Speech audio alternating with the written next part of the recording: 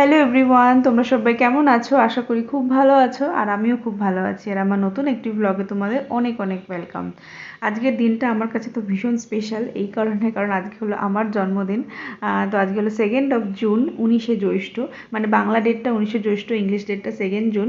আর অনেকেই হয়তো তোমরা জানো যে 19শে জ্যৈষ্ঠ হচ্ছে শ্রী শ্রী লোকনাথ বাবার তিরোধান দিবস। তো এই দিনটিতে আমাদের বাড়িতে একদম সামান্য আয়োজন করেই পুজো দেওয়া হয় লোকনাথ বাবার কাছে, যতটুকু মানে আয়োজন আমরা করতে পারি। তো আজকেও সেই, কিন্তু অনেক বছর এমন হয় যে 2nd জুন আর 19শে জ্যৈষ্ঠের বাংলার ইংরাজি ডেটটা না মেলে না।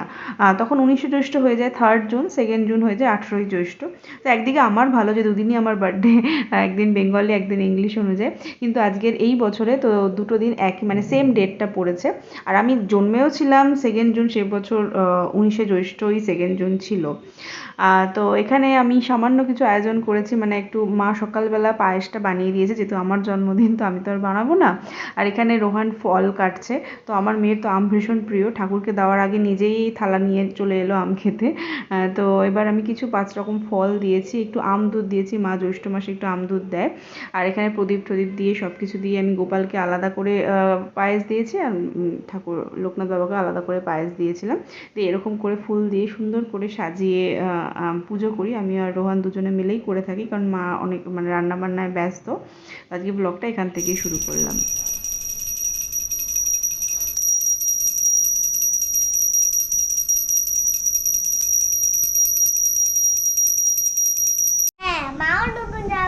বাবা নতুন জামা পড়েছে, কি লেখা ওটা আবার কি সব? আর তুই কি জামা পড়ে? এলোটা MI, MIAMI। আচ্ছা, আর তুই কি পরেছিস? নতুন জামা, তাই তো? হ্যাঁ, তুমি আমাকে বলেছিলে না বার্থডেতে তুমি আমাকে একটা গিফট দেবে, দিতে বলেছিলে তো? তার জন্য প্র্যাকটিস করেছো তো? প্র্যাকটিস করে আমাকে কি কি প্র্যাকটিস করেছো সেটা আমাকে শোনাও।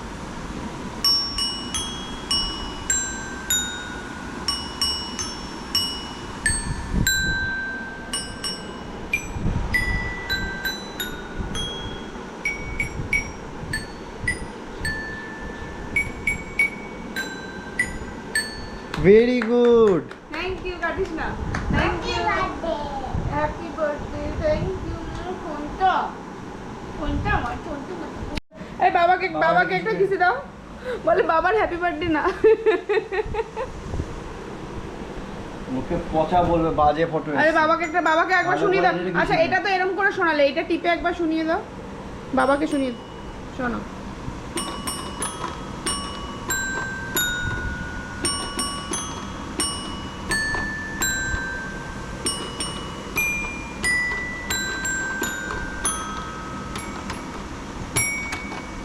আওয়াজ হয় না। ঠিক আছে।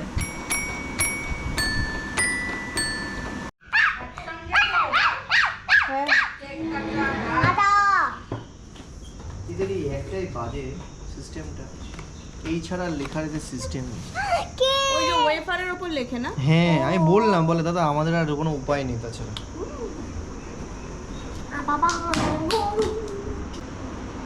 আমি জানতাম যে অতুলের থেকে কেক নেব। বুঝেছি, অতুলটা মাথায় আসেনি। একটু দূর হয়ে যাও।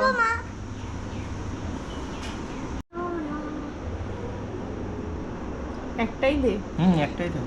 তাহলে 31টা ক্যান্ডেল তো নেওয়ানো সম্ভব না।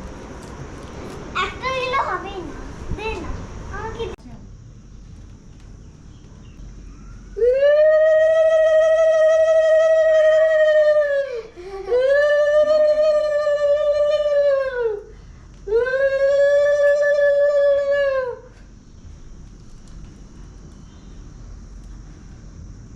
হেভি হয়েছে।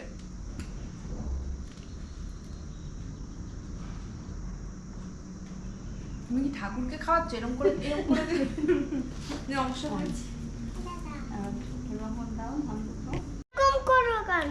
এটা গোজার এখানে কোনো মানে আছে? হ্যাঁ আছে, বুঝা কে দিয়েছে? কে বুঝতে পারে? আমি দিতে পারি। রোহন মেয়েটা সূর্যমুখী ফুল গুজে দিয়েছে। সূর্যমুখী।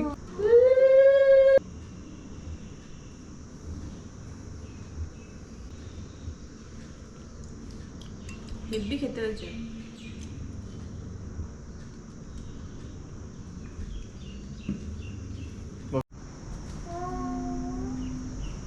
ঠেসে দিলে এরকম করে আঙুলটা। ইয়ে করো, ধান দুব্য দাও এবার, সিরিয়াসলি করো, হাসবে না। দাও দাও দাও। ও পিছনে। ঠিক আছে, থেকে তাপ দাও। হুম,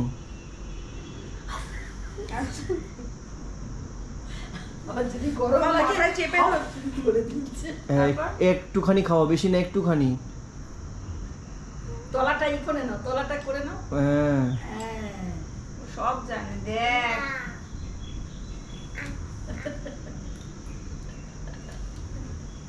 জুল। কেকের উপর গিয়ে পড়লো।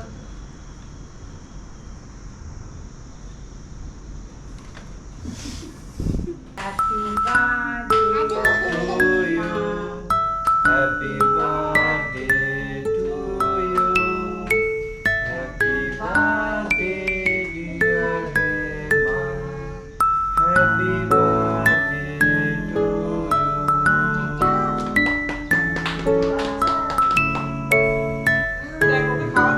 God bless you.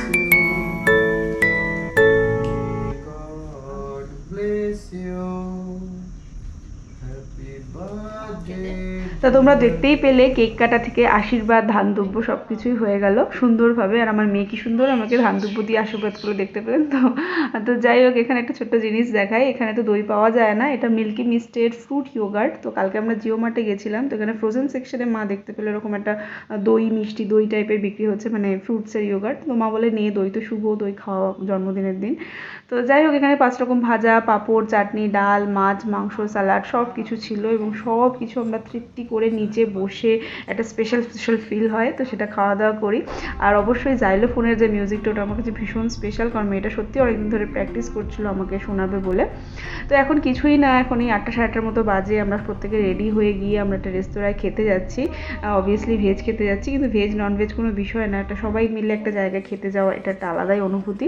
তো এটা একটা খাওয়া দাওয়ারই এখানে রেস্তোরাঁ, হচ্ছে কী বলে বক্স অফিস, মানে আই মিন টু সে যে সিনেমা হল, এগুলো সব এই এরিয়াটায় রয়েছে। তো এইখানে হচ্ছে কাকেদি হাট্টি বলে একটা ভেজ রেস্তোরাঁ ছিল, তো এটা রেকমেন্ডেড ছিল, কিন্তু আমরা দুঃখের বিষয় এখানে আমরা সিট পাইনি, 45 মিনিটস আমাদেরকে ওয়েট করতে হবে।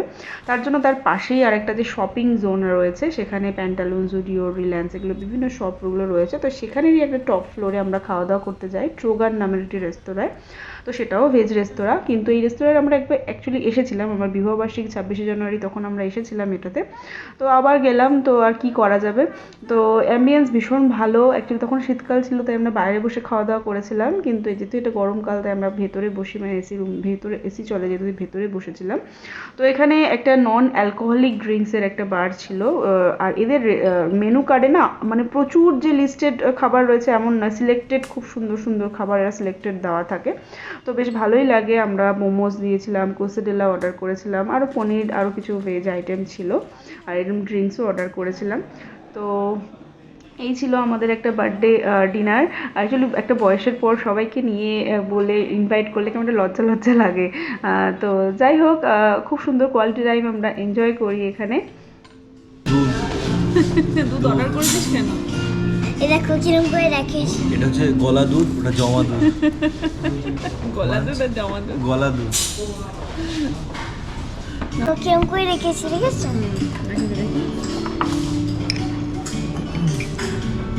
তো এই ছিল আমার বার্থডে সেলিব্রেশনের একটা সুন্দর একটা ব্লগ। যদি ভালো লেগে থাকে প্লিজ লাইক করো, কমেন্ট করো, আর আমাকে ফলো করে দিও। দেখা হবে নতুন একটি ব্লগে। Thank you for watching. সবাই খুব ভালো থাকবেন, সুস্থ থাকবেন, সবাইকে বলবো বাই বাই।